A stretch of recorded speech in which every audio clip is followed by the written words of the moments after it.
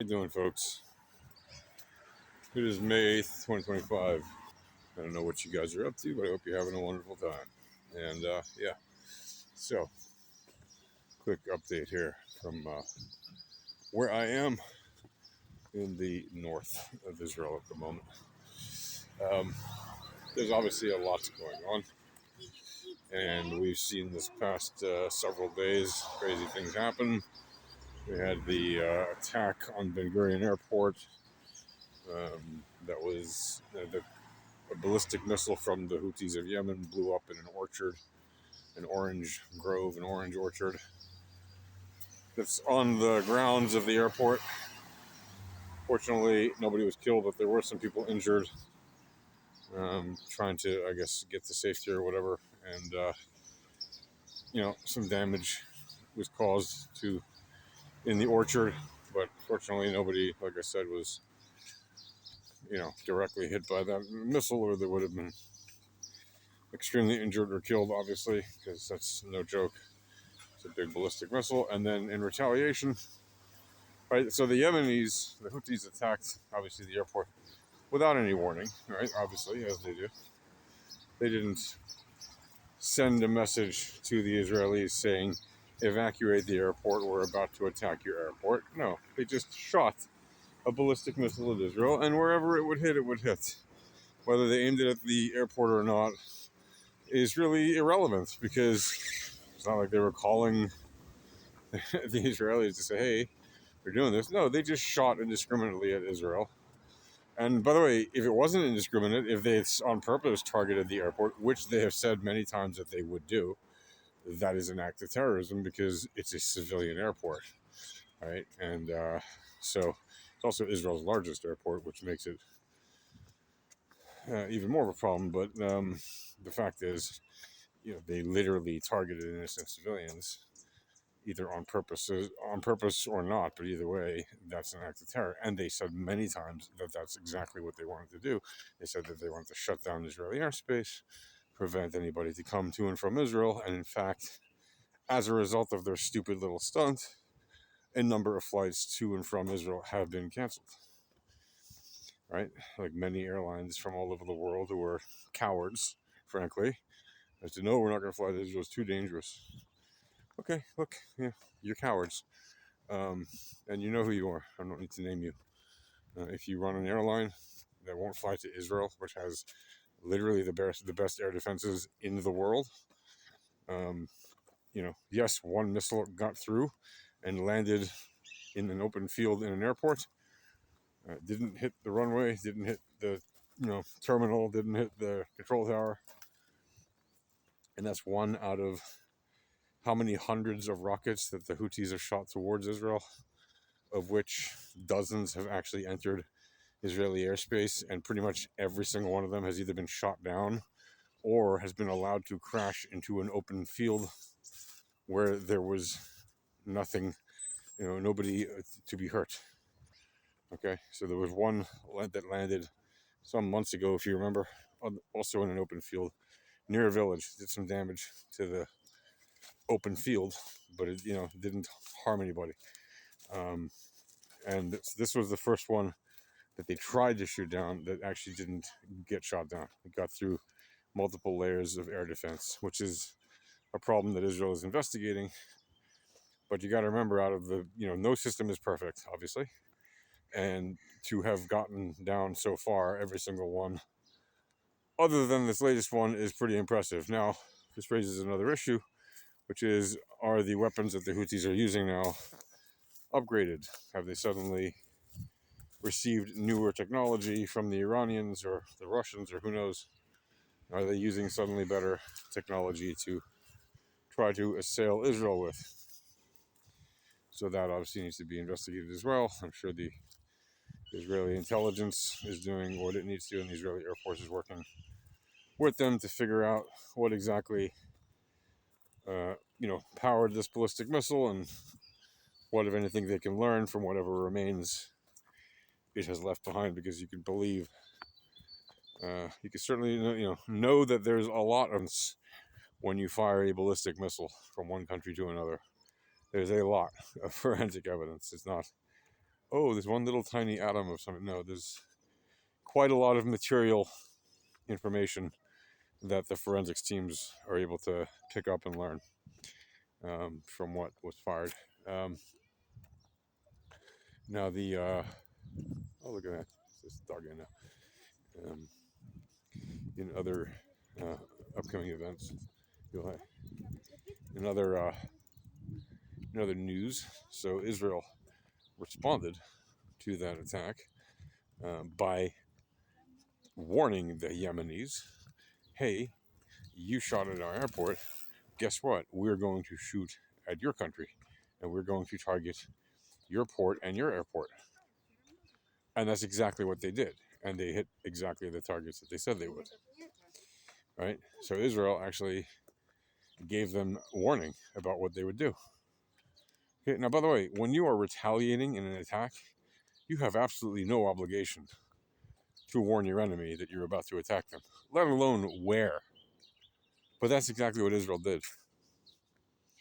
Now, have they always warned the Houthis when and where they would retaliate? No, but they've warned them, we are going to retaliate. And Israel has. And in this case, they not only warned them when, that they would, they said where. And that's exactly what they did. And so to make any comparison between the two is bloody laughable. Like, if you are on the side of these insane Houthis in Yemen, I honestly don't know what to tell you. You are incredibly deluded if you think these jihadi Houthis are somehow a justified cause in attacking Israel. They're insane. And by the way, they vowed, even after Israel completely disabled their airport in Sana'a, Yemen, and even after the Houthis said, went to the United States and cried uncle and said, okay, we don't want to fight. We don't want to fight with you. So we're not going to shoot at U.S. interests going up and down the Red Sea. So the U.S. immediately jumped on that as some kind of a victory, which, to their credit, it is a victory for the U.S. if the Houthis will stop firing at U.S. interests. But now comes the next part, which is the Houthis said they will not stop firing at Israel. Well, guess what? Even though Israel is not like a member of NATO or anything, Israel is a key ally of the United States. That means that there are interests of the United States here in Israel, including military assets, which the United States has chosen to put here. Israel didn't ask for them. The United States was making a point of putting them here in order to do what they thought was in the best interests of the United States. There are THAAD missile batteries in Israel that the United States put in Israel and that are operated by the United States in Israel. For example, did Israel ask for those to be here? No, absolutely not. That was a choice by the U.S. military and the U.S. presidential administration at the time to put those defense systems here. That is a water leak.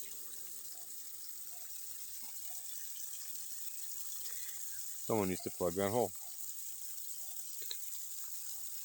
For now, this little canal is getting a bunch of extra water because of that. By the way, there's a significant amount of water waste through pipes in the world. I don't know if you know that, but a significant percentage of all the pipes in the world that carry water leak, and the amount that they leak is quite staggering. Anyway,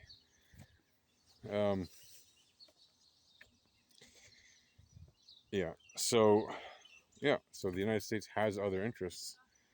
By the way, ships going up and down the Red Sea, even if they're coming to Israel to unload their ship contents, they are not completely removed from U.S. interests, because the U.S. has the interest of maintaining stability in trade around the world. And when ships cannot unload their containers to various key ports, for example, the Gulf of Aqaba in Jordan, which is right across from the Gulf of Eilat in Israel, right? It's the same Gulf, the Gulf of Aqaba, the Gulf of Eilat. It's the same Gulf. It's the end of the Red Sea, the northern end of the Red Sea, right? And there's a port in Aqaba where they receive boats to unload products that go into Jordan. And there's a port in Israel which, until about a year ago, was operating until the Houthis started making it impossible for them to operate because they were attacking ships going to Israel. And that's one of the reasons. Again, these are not necessarily Israeli ships, yeah, just ships going to Israel, dropping off boxes. That is in the U.S. interest, because a lot of them are U.S. based ships, or U.S. ships with U.S. crews on them, or they have other ties, right? They might be NATO related. There might be boats from NATO countries, right? They might be boats from other allied countries. And interrupting that flow of trade causes problems for the U.S. economy. Why? Because the U.S. economy is deep and wide and stretches around the entire world many times over, right? Which is why when there is a stoppage of international trade, the normal course of international trade, it causes problems. And that's why the U.S., as the military superpower of the world, maintains its navy the way that it does to make sure that that flow of international trade is not cut off. Like, that is, if you think about it, the main task and purpose of the United States Navy is to protect the United States interests, which are people and properties, as well as obviously territory, right? And U.S. that are of U.S. interest. And what is U.S. interest? Anything that it deems to be an interest, and certainly the free flow of trade is one of those things, right? The free flow of international trade is a huge U.S. interest. So if the Houthis keep attacking Israel and keep shooting at boats trying to get to Israel, or even to Jordan that they just mistakenly identify, right? Well, that is against U.S. interests in all probability. So does that mean that the U.S. will be hypocritically not interfering in the conflict with the Houthis and Israel if the Houthis keep attacking ships bound for Israel, or ships that they think are bound for Israel, or just keeps firing at Israel indiscriminately with its weapons that, for all you know, could hit American physical assets inside of Israel? Or will the U.S. be like, hey, you said you wouldn't fire at U.S. interests, but you're firing at U.S. interests. Therefore, we're going to have to engage if you don't stop immediately. Right? It's going to be one or the other. And what about the UK and other nations that have been, like France, that have been in the Red Sea, also making sure that they do their part to maintain the free flow of goods, because it's just as important to them as it is to the US, right? Yes, they're smaller countries, but if you add up the UK's population and economic power and France's population and economic power, that's a pretty good size. That's, about a third or a half of what they have in the US.